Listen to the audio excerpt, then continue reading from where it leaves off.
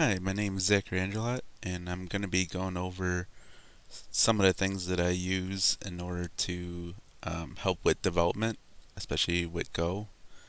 I used to be a big fan of Linux and installing it and partitioning the hard drive and all that, but I found something with the Windows subsystem with WSL2, which actually brings in the kernel and everything like that, which is nice. Um, so I personally had to install the Windows Insider thing, this this thing, but other people are saying they didn't have to do that now. I don't quite know why my computer had to do that, but in case it doesn't work for you, it's a way to do it. Um, I just basically followed the instructions. I just Googled WSL2, and this is basically what came up. You just put these inside the terminal. Um, As far as getting the WSL2, it's got it all in there. Um, it's pretty easy to just get up and going. Uh, just run through the commands. You got to install the Linux, which is just, the Windows Store. And then just download it and, whatever. And they even got the links here. Just go through it. And then, and I think they may express it here, but they may not. Which is really nice, is the VSCode WSL Extension. And basically, you would just go in your VS Code and look up the extension. They have a bunch of links here for installing it. So it's relatively straightforward. Whoop. So once you're all done set, all you'd have to do is click on your VS Code and your entire environment would be set up. It does sometimes take time to download the, I guess, server or whatever it is that they're doing. Um, but the extension is great just because I can have my entire Linux dependencies and environment and everything just inside my VS Code as soon as I open it, which is really easy and nice instead of distro hopping and installing and partitioning and or dealing with other computers and all sorts of stuff. Um, you just do it and you're able to go at it, and it works just like a regular Linux terminal and program. It has the Linux kernel in it. I mean, you know, and with the extension, why you'd want to do it through this way is that you can then use the debugger, which again, is really nice. And then you could just run your app and boom. So you're able to get the local host and everything through your regular Windows installation, but everything runs through your Linux WSL container, I guess you could say, on your VS Code. Why would you use this instead of Docker? I didn't have to run any. Well, for installation, you have to run commands, but I didn't have to do very much, and it's not closed off. If I want to get between Windows and the thing, I mean, let's say I want to start my database, and boom, there's my database. Um, I mean, I'm able to get to everything inside of it. So, I mean, and you could drag and drop files into here from your Windows into your Linux. It does take up some RAM. It's called, this is the program, VMMEM. Um, And if you want to turn it off, you would just go to here and you do WSL -- terminate Ubuntu 20.04 and then just hit enter, and that process will be destroyed. Simply closing out VS Code will not destroy that process, so it'll be continually taking up that RAM. Yeah, I mean, that's really easy and nice. Another thing I wanted to go over was the Echo framework for Go. I just found it to be really, really nice. Before, it didn't have HTTP 2. Now it does. And so, it's really easy to get going with it and to start building routes and doing a lot of security stuff. I have to say this is my new favorite framework. I love it. If you want to do URL params, wait, actually I'd probably type in param first. Query, so you do the name equals whatever in the URL.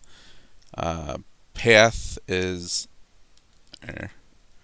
exactly that. If you set the URL parameter to something, you just grab its name and it gets stored into a value, which is really nice and easy. And yeah, doing the cbind to the form data, so you don't have to do the form items or whatever. It just automatically binds that object to the form data from the request. I mean, geez, that's really nice and easy. Even has nice error handling. I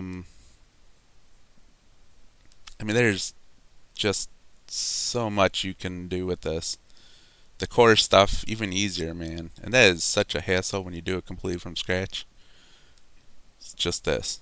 I mean, you can get more into it if you wanted to as well, but man, that is nice.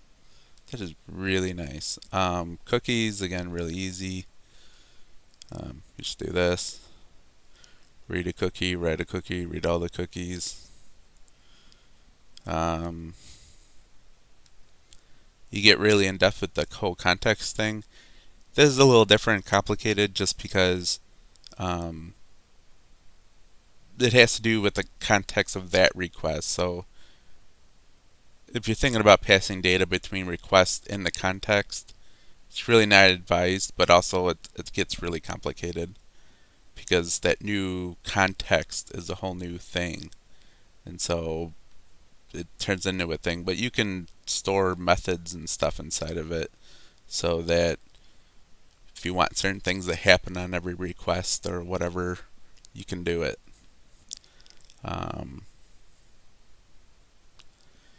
Say, even when I build my own projects,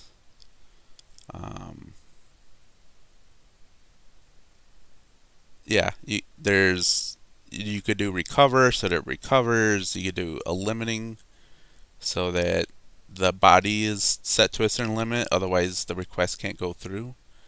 You can get the IP address up to a point.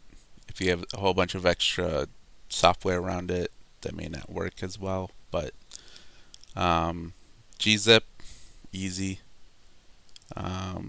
Doing assets, you just state the folder and what the URL is going to be. I mean, that's it. There you go. That's such a hassle and go with doing assets and serving them.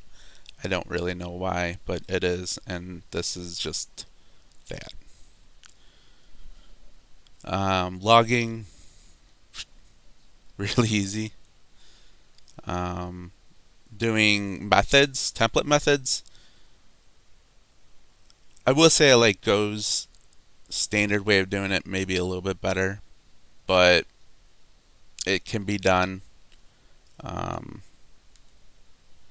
You do have to kind of do the regular go way, but then you have to use this render method sort of thing in order to call up that function in the template. not always the greatest. I didn't really end up using it. This is just test code. I really didn't even. Um, but again, it's really easy to extend. Um, they really get into requests and everything. So it's just really easy. I mean, you want to do JSON? I mean, boom. Not that that was ever really that much of a problem in Go, but I'm just saying that it's just made it really, really easy. Um, I think what else. I mean, routing is.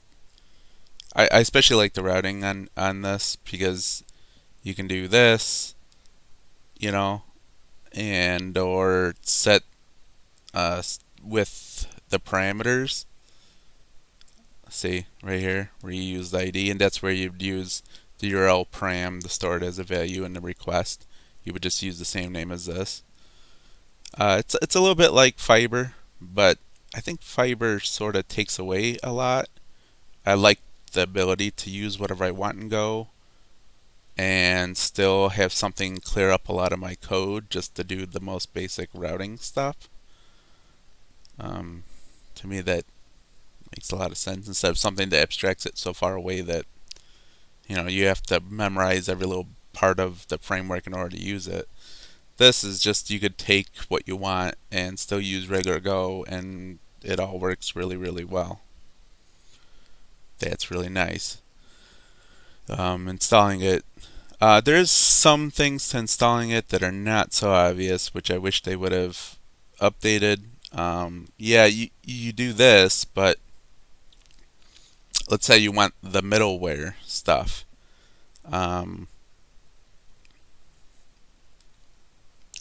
They don't really provide the thing you have to grab for that. And you do have to grab it, and it's basically just middleware. But they don't say that. But whatever. But yeah, and the JWT on here, it, there is a certain thing to that I don't know, they won't update the documents for. I don't really know why they won't, but they don't. Um, this, as far as it goes with JWT, um, they kind of did update the document. Good. Kinda.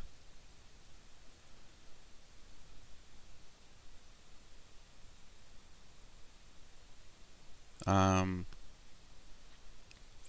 I wouldn't just use this. I mean, you can, but it's sort of too basic.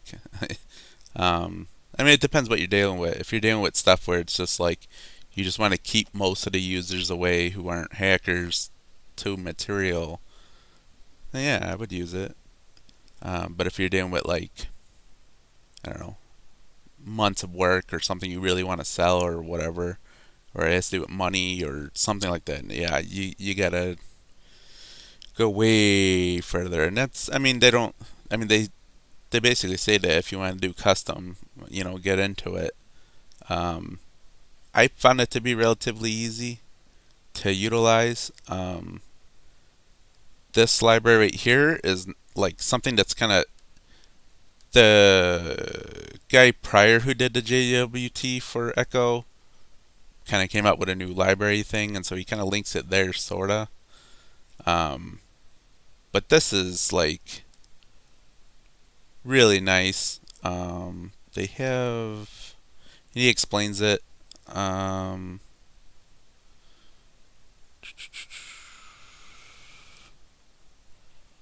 and he like goes into how to do simple forms of it.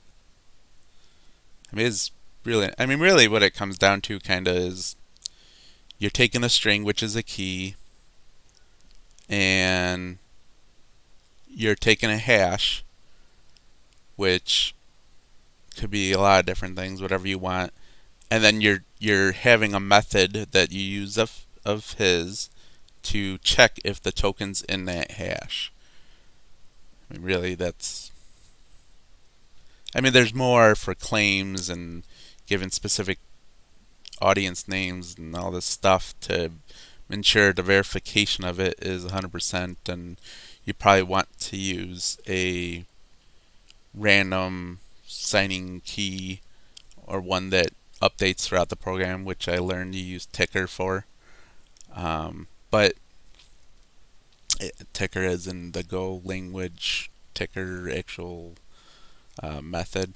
Um, just because then throughout the program it doesn't create a memory, a data race. It just can generate over the program's lifetime as it rotates every minute or hour or whatever it is a new key. And you could start it then in the cookie or inside the header or inside the context or all three. Um, I don't know. You can do whatever you want really, and that's kind of what it is. You're doing a verification, and or you could store it in URL too. I ended up using a whole bunch of them, just because to make sure it's as safe as possible, and I want to learn it. Whatever. Um, and it works. It works really well, and it's broken down pretty easily for you. I know the JWT stuff always seemed really complicated, and as far as those people who like really get into it, um, you know, I don't know. I don't get into it. I just know of it and sort of generally how to use it, and I just use it for my own means. I don't. If you're building a bank app, obviously you have to do some way more hardcore. But yeah. So it's why I use Echo. I mean, it's just easy, like easy, like it's friggin' easy. Um, Yeah, so I just use the VS Code to open up my Linux environment. I use Echo as a framework to build out everything and still be able to use Go and go back to it. And I, I'm not a big Windows fan, but make my entire environment into a little app inside VS Code. That's nice. I don't have to deal with things. I'm always for the fastest and best. Um, Yeah, I mean, that's about it, really. I use Zamp as my database, but I think everyone kind of is a little bit aware of that. You see me start it by hitting DD here. I just did a sudo thing, and you could do the sudo thing by